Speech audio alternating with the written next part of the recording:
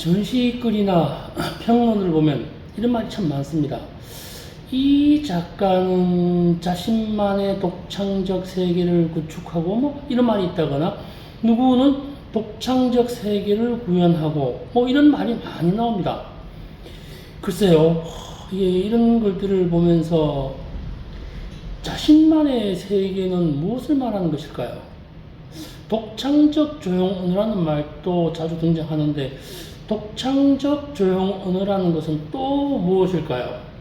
정말 알 수 없는 노릇입니다.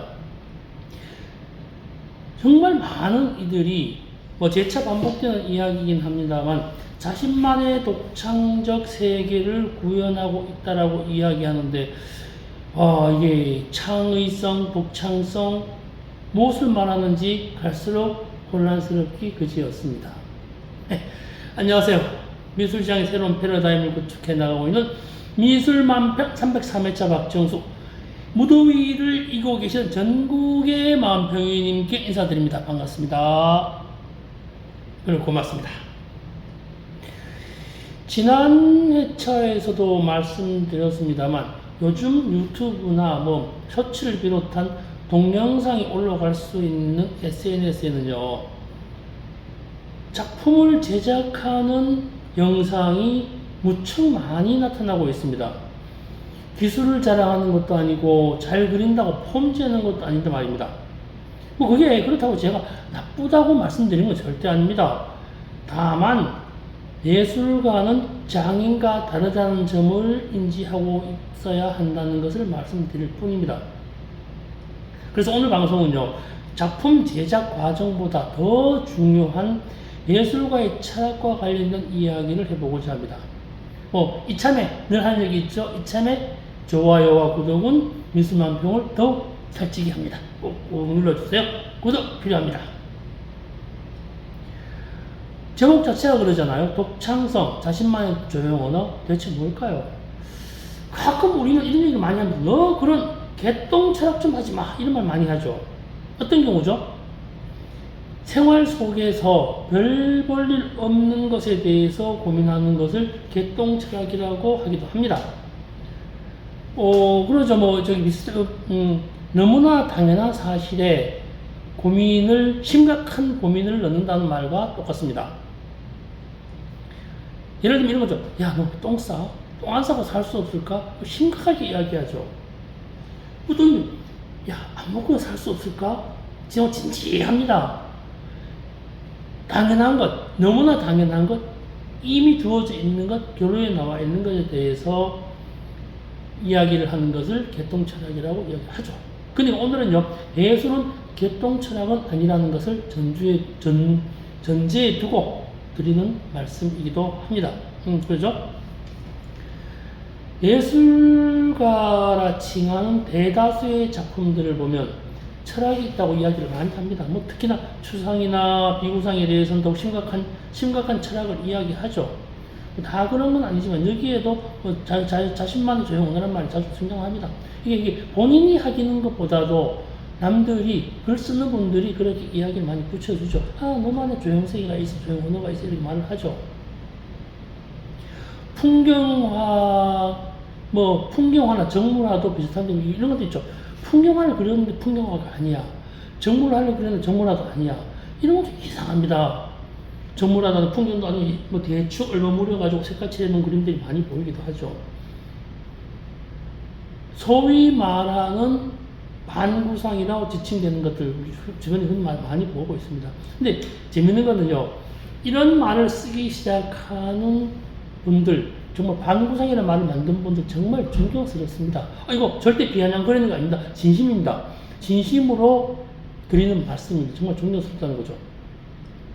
추상도 아니고 구상도 아니고 풍경도 아니고 정물도 아닌 어정쩡한 그림을 지칭하는데 이것보다 나은 말을 찾지 못합니다. 이게 최고의 말인 것 같아요.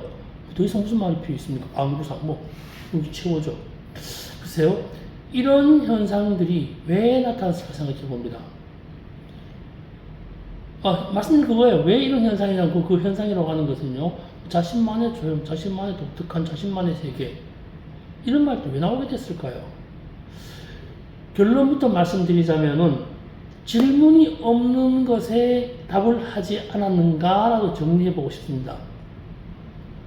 질문이 없으니 어떤 결과, 어떤 답을 내놓아도 누가 뭐라 할 방법이 없습니다. 그죠? 뭐 예를 들어가지고 뭐 우주의 기운이나 생명의 기운 이런 그림도 있습니다. 뭐 삶의 방식에 대해서 흐르는 인간관계의 관계에서 기가 있다. 뭐 이런 그림들 뭐 가끔 봅니다. 이런 그림이 있다고 가정을 하고요. 뭐 그려지는 방식이나 개념은 필요 없죠. 그냥 그리면 되니까요. 있다는데 뭐라고 그럽니까? 예를 들어 이 그림 기가 있어서 치유가 돼. 뭐 있다는데 안 보이는데 증명할 수 없는데 뭐라고 할 수 있겠습니까? 성의껏 칠하고 예쁘게 칠하고 열심히 칠하고 여기에다 노동력이 가미되니까 얼마나 최선을 다합니까? 노동력이 가미되어서 칠해진 다음에 이것이 우주의 기다 라고 하면 더 이상 변명의 여지가 없습니다. 현란한 색으로 꽃의 모양과 비슷하지만 꽃처럼 그린 것이 아니기 때문에 이 그림은 생활하면서 느껴지는 삶의 파동을 그렸다라고 이야기하면 그냥 그렇게 되어버립니다. 더 이상 변명할 여지도 없고 말할 이유도 없고 답할 것도 없죠. 보통 사람이 보기에 상당한 철학적 깊이가 있는 작품이 되고 맙니다. 근데 여기서 제가 지금 오늘 고민하는 게 그 부분이에요. 왜 이런 그림이냐고, 왜 이런 작품이냐고 질문을 하면 답을 찾기가 정말 어려워집니다. 그냥 그렸어, 혹은 내가 하고 싶었어에 그치기 쉽죠. 요즘만 여쭤보면 제가요, 개인적인 것이긴 합니다만, 현대 미술은 질문에 있는 것이다 라는 명제를 제공해 주고 싶습니다. 인공지능이 그림을 잘 그리죠. 정말 잘 그리죠. 화가들 뭐 옛날 사진 나왔을 때처럼 화가들 생각 어디 가냐 고민 많이 하죠. 근데요, 인공지능의 그림은요, 결과물이 아니라 어떤 명제를 제공하느냐, 어떤 주어를, 어떤 문제를 던지는 사람이 가장 중요하다고 이야기했습니다. 그 사람이 중요한 이미 알려진 사실입니다. 인공지능이 그린 그림은요, 질문이 들어오면 과거에 있어 왔던 다양한 이미지를 기반으로 새로운 그 질문에 대해서 답을 찾아냅니다. 질문에 대한, 명제에 대한 답을 찾고자 하는 것이죠. 아니래요. 이게 좀 심각합니다. 오늘 이야기하는 부분 바로 거기에 있습니다. 요즘 그림처럼 다 그러면 안 된다 오해하지 마시고요. 질문이 없는 대답 그림만을 그린다면, 그러한 그림이 계속 그려진다면 인공지능보다 못한 예술작품이 되지 않을까 몹시 걱정되기도 합니다. 정말 걱정됩니다.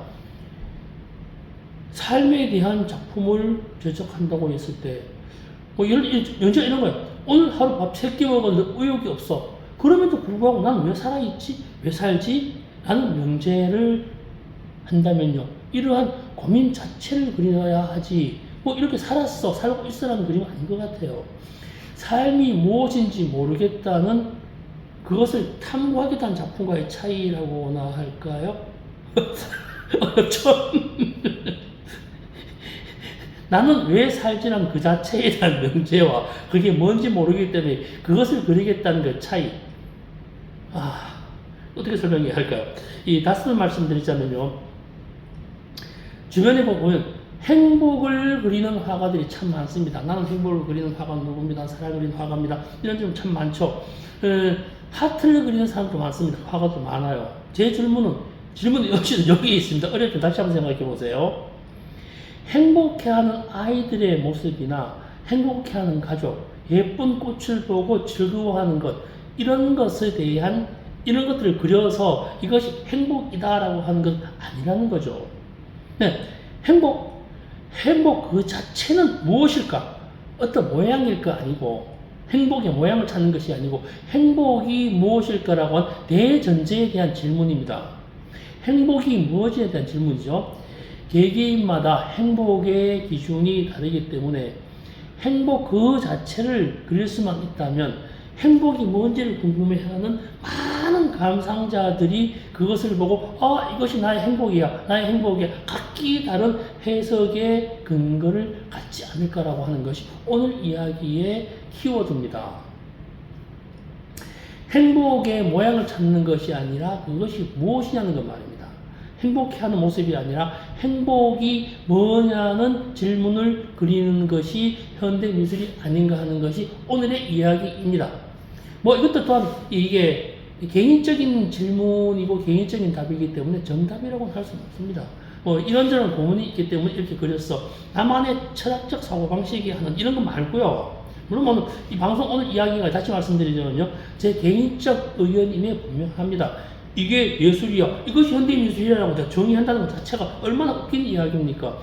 질문이 현대미술의 하나의 현장, 하나의 장르, 하나의 부분이 아닐까라고 하는 이야기입니다. 그것이 제가 좋아하는 그림이기도 하고요. 저는 그림을 볼 때요. 질문이 그려진 그림을 대단히 좋아합니다. 나는 내 그림이 뭔지 모르겠어. 그림을 왜 그리지라고 해서 그려지는 그림 말이에요. 요즘 젊은 작가들 보면요. 그런 그림들 꽤 많이 발견돼요. 참 저 그런 그림을 볼 때마다 좀 행복하고 즐겁습니다. 그걸 보면요. 나는 왜 살지? 이런 좀 치이는 행복들. 전 그것 자체가 예술로 전환되면서 시간이 흐르고 경력이 쌓이면서 더 큰 삶의 고민을 찾아나가는 것이 삶의 이유를 찾아가는 것이 좋은 예술이 되지 않는가 생각해 봅니다. 뭐 여전히 그렇습니다만 질문에 대한 답을 찾아야 되지 않는가 뭐 이런 거 있잖아요. 문학 작품을 보고 예술 영화를 보고 고민에 빠지든 말입니다. 권선징악이나 대결이나 뭐 좋은 놈 나쁜 놈이 싸우거나 이런 영화 뭐 이기고 지고 하는 것들 이런 것들은 예술 영화라고 잘 하지 않죠. 고민을 주는 영화를 예술 영화로 이야기를 합니다. 예술가가 질문을 해야 감상자가 답을 찾아 나간다는 것이 오늘 핵심적인 이야기이기도 합니다. 예술 작품이라 칭해지는 수많은 그림들은 이미 답이 있어가지고 재미가 없어요. 전시장에 가면 정말 저는 뭐 그런 그림들을 보고 보통 사람들이 좋아하고 행복해 할 수 있을지 모르겠지만 저는 그걸 답이 정해져 있는 그림들을 보면 좀 가깝적으로 느낍니다. 많은 예술가님들이 답을 미리 밝혀버립니다. 그러면 저 같은 감상자는 뭘 해야 되죠? 오늘의 이야기였습니다. 고맙습니다.